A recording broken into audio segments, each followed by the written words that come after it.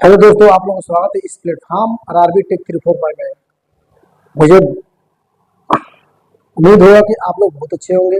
ये मेरा एनटीपीसी का 14 क्लास है, यानी 14 क्लास है और मैं आप लोगों के साथ जुड़ा हूँ और आप लोग मेरे साथ जुड़े हैं। इसके लिए बहुत बहुत धन्यवाद आप लोगों को। और देखिए, सबको मेहनत करना है। गर्मी का मौसम है ये है और बहुत ज़्यादा इसमें टेम्परेचर जो है 42 पे 43 पे चल रहा है।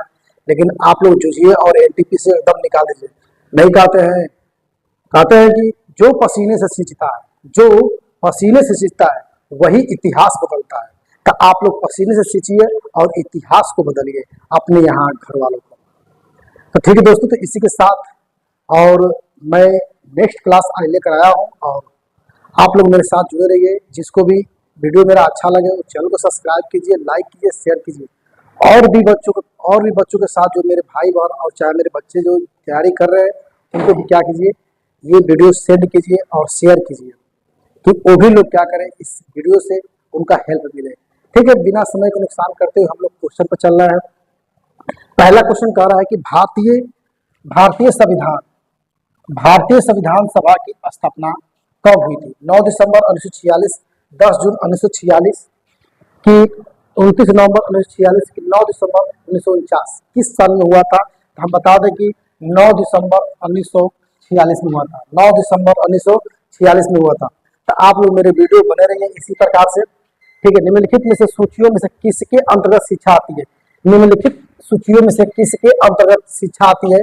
राज्य सूची की, समवर्ती सूची की, स्थानीय सूची की, केंद्रीय सूची, किस सूची में आता है? तो होता है समवर्ती सूची। क्या होता है? समवर्ती सूची। याद रखिएगा, समवर्ती सूची में आता है। शिक्षा जो आता है किस सूची में आता है? समवर्ती सूची में आता है। राज्य सूची, समवर्ती सूची और केंद्रीय सूची नहीं आता है। किसमें आता है? समवर्ती सूची में आता है। भारत में सिक्के जारी करने के लिए कौन सा अधिकृत है?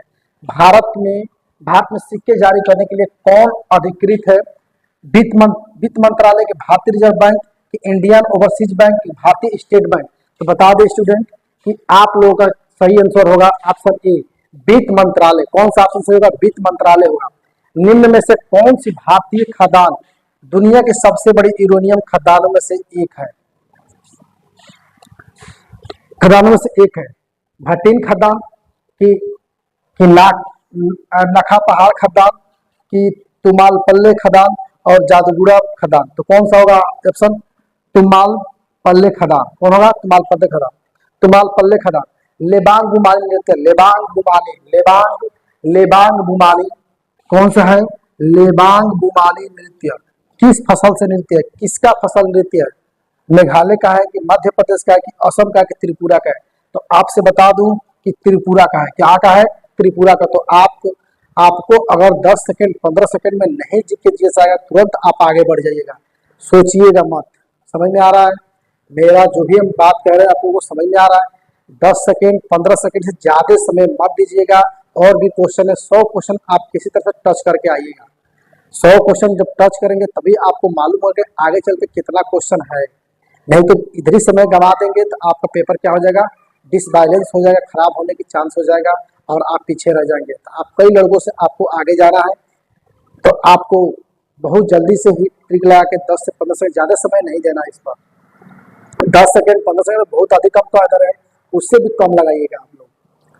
अरविंद अरविंद पारिक का संबंध इनमें से किस वाद्य यंत्र से? सितार से कि शहनाई से कि तबला से कि ये सभी नहीं हो सकते हैं। क्या होता है? सितार होता है। क्या होता है? सितार होता है। भारतीय खिलाड़ी भवानी देवी किस खेल से संबंधित है? भारतीय खिलाड़ी भवानी देवी जो है, भवानी देवी कौन? भवानी देवी किस खेल से संबंधित है? कुश्ती से कि तलवारबाजी से कि मुक्केबाजी से कि पोलो से? किस खेल से है? तो तलवारबाजी से है। किससे है? तलवारबाजी से। निम्नलिखित में से सम्राट राज राजा ने बनवाया था? भगवान मुरुगन मंदिर, तिरुमन तिरुमन मंजेरी मंदिर कि कामाख्या मंदिर की बृहदेश्वर मंदिर? कौन बनवाया था? तो बनवाए थे बृहदेश्वर मंदिर। कौन बनवाए थे? बृहदेश्वर मंदिर बनवाए थे। एवरेस्ट शिखर पर पहुंचने वाली प्रथम भारतीय महिला कौन थी? एवरेस्ट शिखर पर प्रथम भारतीय महिला पहुंचने वाली बिछेंद्री पाल थी। कौन थी? बिछेंद्री पाल। सीधे टिक लगाइए, आगे बढ़ जाइए। निम्नलिखित में से हुमायूं का मकबरा कहाँ है? हुमायूं का मकबरा कहाँ है? आगरा में, कानपुर में, दिल्ली में, प्रयागराज में? कहाँ पे है? दिल्ली में है। कहाँ पे है? दिल्ली में, सीधे टिक लगाइए, आगे बढ़िए।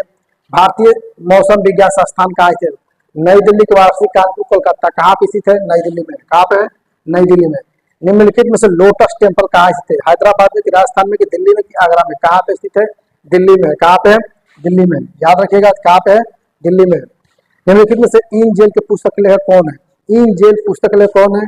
कुलदीप नैयर है, कि अरविंद घोष है, कि प्लेनी है, कि भारवी है? कौन है? कुलदीप नैयर है। कौन है? कुलदीप नैयर। निम्नलिखित में से धान की डालियां किसे कहा जाता है? धान की डालियां, छत्तीसगढ़। कौन सा गाँव?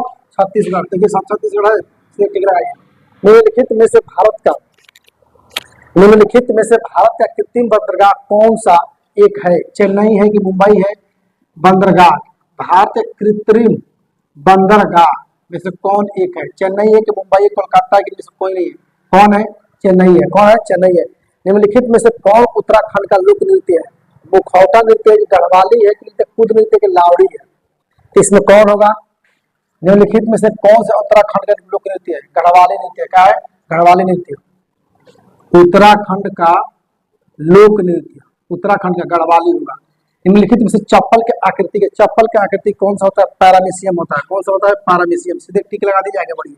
सोचने वाली बात ही नहीं है। मनुष्य में अवशेषी है, कर्णपल्व है, पेशिया है, कि क्षुद्रांत है, कि दांत है, कि कर्णपल्व है? तो बता दें आपसे कि कर्णपल्व है। क्या है? कर्णपल्व। निम्नलिखित में से कोशिका भित्ति होती है? निम्नलिखित में से कोशिका भित्ति होती है अर्धपार्गमय होती है, कि अपार्गमय होती है? पार्गमय होती है, ये सब होते हैं। पार्गमय होती है। क्या होती है?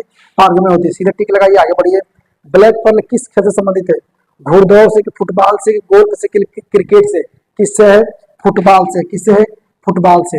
तो 1 से 20 क्वेश्चन तक रहा हमारा, और आप लोग जरूर, एनालिसिस तो मना किया गया है, लेकिन संभावित प्रश्न में बात किया जा रहा है। आप लोग मेरे चैनल से जितना जल्दी हो सके जुड़ जाइए, क्योंकि आपको फायदा मिलने वाला है।